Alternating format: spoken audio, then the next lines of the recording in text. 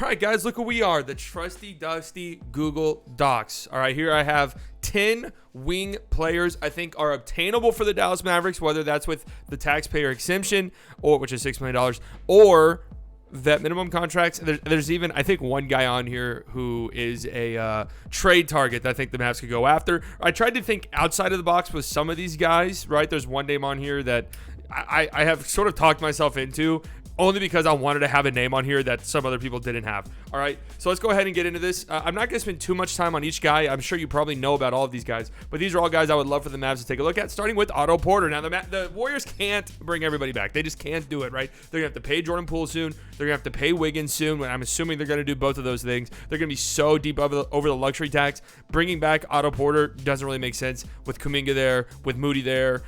He just sort of seems like the odd man out, right? And I would love for the Mavs to take a look at him. He's a versatile defender, 93rd percentile defensive versatility. We got numbers, man. We did our research. 93rd percentile in defensive versatility, good at shooting, right? 40% on catch and shoot threes in 2020, 2021, 48% on corner threes. So a good shooter, can help space the floor, a versatile defender. You're going to notice every single person on this list, with the exception of maybe one, is a very strong, versatile defender, right? And there's some value to that. Even if you're not the best defender, there's some value to versatility, okay? So I have Otto Porter here, number one. I don't think it would be that crazy of a get for the Mavs. I don't think it would be that far outside of the realm of possibility. Now, he will be one of the more sought-after exemption guys, and I have said this offseason will show us a lot about these exemption guys. Are the Mavs a big-time destination? Are the Mavs an interesting destination for these guys? We're going to find out. All right, next name on this list, I have Bruce Brown. This one's a dream scenario for me.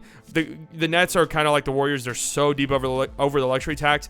In their case, letting a guy like Bruce Brown go would make zero sense, but who knows? Maybe Bruce Brown wants to go. He sent out some cryptic messages not too long ago, so hey, maybe he wants out. If he does want out, oh my God, this would be phenomenal. This would be a phenomenal get. He'd be one of the most sought-after guys, like one of the most sought-after contributor role-playing guys in the NBA if he were bought out. 98th percentile in defensive versatility, 95th percentile in difficulty. So he's guarding the best player on the other team pretty much every single time down the court. Doesn't matter what position they are.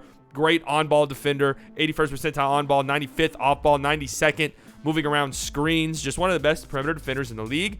And also, he did play small ball 5. Obviously, I don't know. I wouldn't really want him to do that for the Mavs. But, hey, versatility, it's there, right? Opponents shoot 3.2 percentage points worse at the rim when he contests. How about that, man? You have one of the most interesting defensive players in the league. And, he is a pretty decent passer. I mean, not the best offensive player, but a pretty decent passer. So I wouldn't mind a little two-man game with Bruce Brown and Luka. Like, I could see that being a very interesting thing. And remember, the Nets are, hopefully, assumingly, Ben Simmons is going to be there opening night for the Brooklyn Nets. That kind of makes Bruce Brown, his skill set's a little bit redundant. I mean, he's going to come off the bench, but like Bruce Brown and Ben Simmons minutes together, weird fit. So I don't know, maybe he's available. If so, oh my God, that would be beautiful. Next up on this list, who do we have? TJ Warren. Here's a guy who I mentioned who not really the best or most versatile defender, but a walking bucket. He's only played 4 games since 2019-2020, as you can see right there. That's the big issue with TJ Warren and a big reason why I have zero idea what his market is, and I'm very interested to see what it is. I've seen some people say it's going to be a 1-year like vet min prove it deal for a team where he can showcase his talents. If that's the case, I would love TJ Warren on a minimum. I mean, that would be a huge steal, like a potential to have a huge steal. Dude drop 50. I know it was in the bubble, but a 50 bomb, you drop 50 points any game. Doesn't matter who it's against. Doesn't matter the circumstance. You are a hooper. You're a hooper. I would love it on the team. 40% three-point shooter, 2019, 2020. Good and talented finisher. Pretty capable as a ball handler as well, just, for who he is, his position. Can get his own shot. Can score on his own. I mean, off the bench for a contender, TJ Warren, if he is healthy and is anything resembling TJ Warren of old, it's going to be a huge steal of a contract for whoever it is. Huge. So if he is available, would love it. Would absolutely love it. Next up, Gary Harris is the one everyone's talking about, right? This is going to be a very sought-after player by contending teams on that exemption. Again, exception. I keep saying exemption. Exception. Again, this will tell us a lot about the Mavs this summer, how people around the league feel about them. Are they a team that people want to go to? Are they a team that attracts these guys? Versatile defender, 80th percentile versatility, 91st percentile difficulty. He's guarding the best players. 75th percentile on ball, 97th percentile off ball, 85th percentile ball screen defense. And this is all playing on a bad team, a tanking team, a rebuilding team. I wouldn't necessarily say tanking. Yeah. a rebuilding team. And usually we see older vet guys kind of just phone it in, right? Wait till their contract's up, then go somewhere else. So Gary Harris doing all of this in Orlando. Granted, he had to build his stock back up a little bit, but Gary Harris doing all this in Orlando, that's, you bring him into a better team with better defenders around him. Yeah, I think that we'll even see these numbers improve. Good catch and shooter, 41% catch and shoot threes, 63% at the rim, despite being a 5th percentile for rim shot quality. So he's getting tough looks at the rim and he's finishing them more often than not. So I'm big on Gary Harris. Obviously, most people would love to have him on the team. There's going to be a long line of suitors. That's the problem. And I think there's even a possibility he goes back to Orlando. From what I understand, I don't know why he would do that, but that's just what I've heard. All right, moving on to the next name, Wesley Matthews. Yes, a reunion. I would love Wes. I don't know if he's going to play. I know he's old. He's getting up there in age. I know that there was a lot of memes about him. Oh, I can't believe the Bucks are actually starting Wesley Matthews. Man, I'm not going to lie to you. Wesley Matthews was doing his thing out there. Now, granted, if Chris Middleton was healthy, does Wesley Matthews start in the playoffs? Probably not. But 99th percentile matchup difficulty, 99th percentile defensive versatility.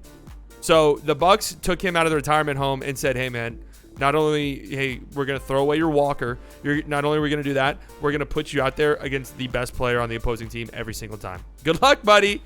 And he did a good job. I mean, we remember the Tatum highlights of him locking up Tatum in the was that second round of the playoffs. So it's still a solid 3-point shooter, 37% on catch and shoot threes. This is a dude, one of the reasons why I would love Wes Matthews, I would assume it would be a vet min. I can't imagine him getting too much more than that.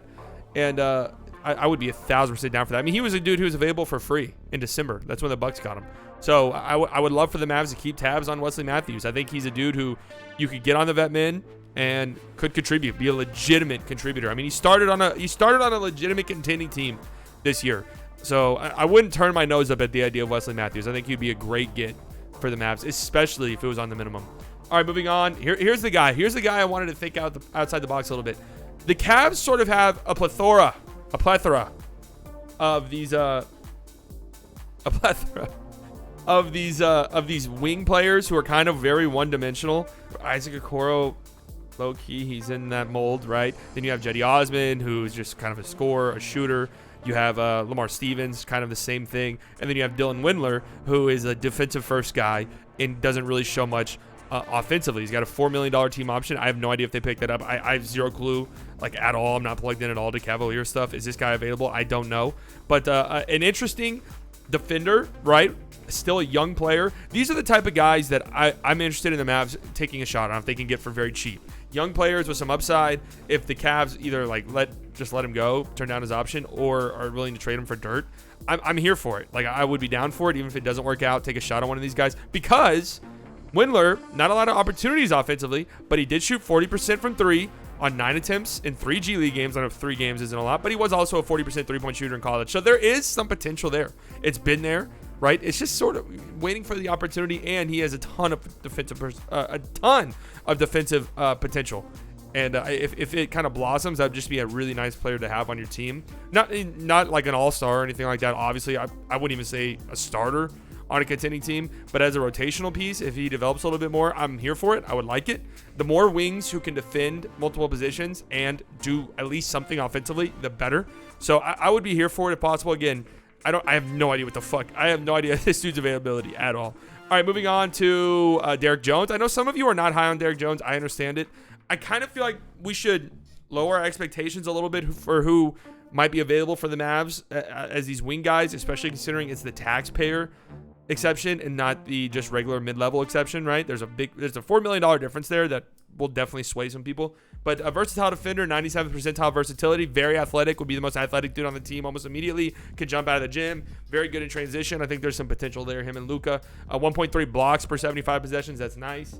And yeah, 1.42 points per possession in transition, which was second in the entire league this year. So that would kind of bring a wrinkle. Obviously, the Mavs don't really run an offense or run offensively, that they're not a very fast-paced team, but that could add a whole nother wrinkle to the team, a whole nother dimension, right? Having a guy like Derrick Jones, his athletic ability. Obviously, remember a few summers ago, the Mavs wanted Derrick Jones, that huge clusterfuck when he got Jimmy Butler. You guys remember that? It was so complicated. I don't even really remember who was all involved, but a classic Donnie Nelson moment.